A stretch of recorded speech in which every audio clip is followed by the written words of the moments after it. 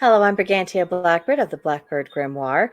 Welcome to another edition of the Daily Forecast for Saturday, March 23rd, 2024. Good morning to you and happy Loki's Day. Now for our astrology. The sun is in Aries, a cardinal fire sign representing courage. The moon is in second quarter Virgo, a mutable earth sign representing meticulousness. Mercury is in Aries, a cardinal fire sign representing alertness. Venus is in Pisces, a mutable water sign representing compassion. Mars is in Pisces, a mutable water sign representing nostalgia. Jupiter is in Taurus, a fixed earth sign representing practicality. Saturn is in Pisces, a mutable water sign representing nostalgia. Uranus is in Taurus, a fixed earth sign representing renovation. Neptune is in Pisces, a mutable water sign representing the imagination, and Pluto is in Aquarius, a fixed air sign representing reformation. Our moon phase is a waxing gibbous. It's all about cultivation of your intentions and working towards manifestations. For the Virgo moon, do focus, do clean, do organize, and do pay attention to detail. Don't engage in heartless perfectionism, don't engage in uncalled for criticism, and don't deal with impossible to please people. Now, it is the day of Saturn, which means it's time to take responsibility for our deeds. Now, Saturn may be in Pisces, and it may be looking to the past for either vindication or condemnation, but the Virgo moon calls us back to the business of the present. So take the lessons that you have gleaned from the past and then proceed thoughtfully and focus upon building the future. Today's tarot card is the Three of Wands. The number 3 represents the first stage of completion. The suit of wands is fire, the element, projective energy, and drive. The keywords for the card are expanding horizons, visionary, and explorer. And you can see our figure in the card. It almost looks like they're deciding between walking sticks, and they're going to follow that road. They're going to go to the rainbow. Maybe they're looking for that pot of gold. But at any stage, they are looking for a new adventure. They're looking for the next step, next chapter. Get to that something that is unknown, that they've never seen before, never experienced before, or even creating something that is ultimately very new. So it is a day of creativity. It's a day for exploration, and it is a day to just try something. Even if it's something as simple as a food you've never eaten before, just try something. See where it takes you.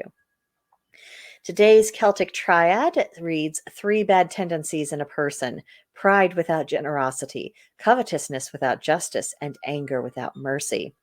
So the pride without generosity, I read that as vanity combined with an unwillingness or an inability to appreciate others. Very nasty stuff. Very, not only does the world revolve around me, I'm the only thing that matters in the world. A terrible attitude to go through with life. Obviously, a very bad tendency. Then the covetousness without justice, a kind of greed and envy that is divorced from the knowledge that all things must be earned. That is a true justice, a with someone's deeds and effort. That is essentially what justice really is. And that covetousness, it's such a terrible twisting of things. We've talked about it all week, so I won't go on right now. But of course, obviously, this is a character flaw, and it's not something we would want to permit unchecked within our own nature. And then finally, anger without mercy, the abandonment of logic and reason in the pursuit of retribution. Now, sometimes retribution is quite necessary, and that things cannot be settled without appropriate retribution taking place. And I think it's naive to say that, all retribution must be done in this dispassionate way, and that anger is never should never be involved. Anger is going to be by necessity involved at least to some extent from some quarter. But to do so without mercy, to go beyond what justice requires, to go beyond allowing the punishment to fit the crime, to go beyond what is needed for restitution, that is when we have truly got into the realm of being without any mercy at all. And there are times when there is room for mercy, and it is appropriate to show it. Now, today's magical intention is clarity. The color is indigo. The plant is raspberry. I chose black raspberries because they're my favorite. The animal is the meadowlark, and the stone is the ametrine.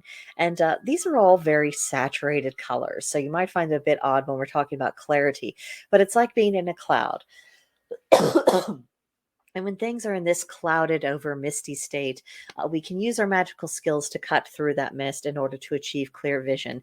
So the saturated colors, they're actually a metaphor for being in this unknown state. And then you're going to be essentially using the air element to cut through it, peel it all back, and then be able to see your way through.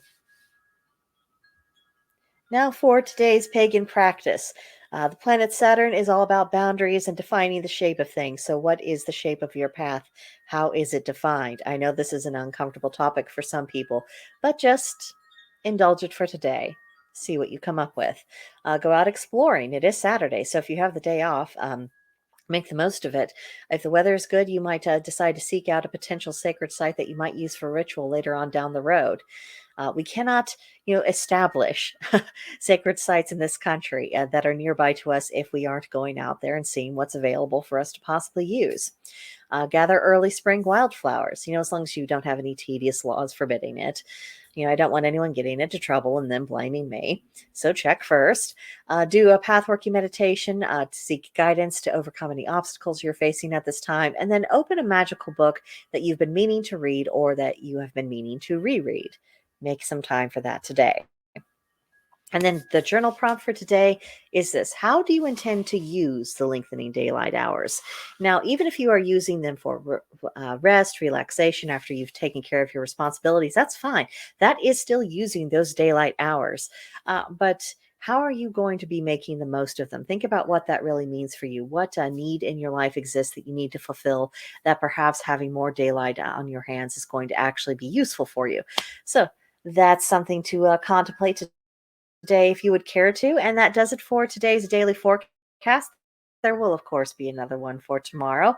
So do come back for that. In the meantime, I'll leave your thoughts for me in the comments section or email me at brigantiablackbird@protonmail.com. And I will see you guys in the next one. Bye.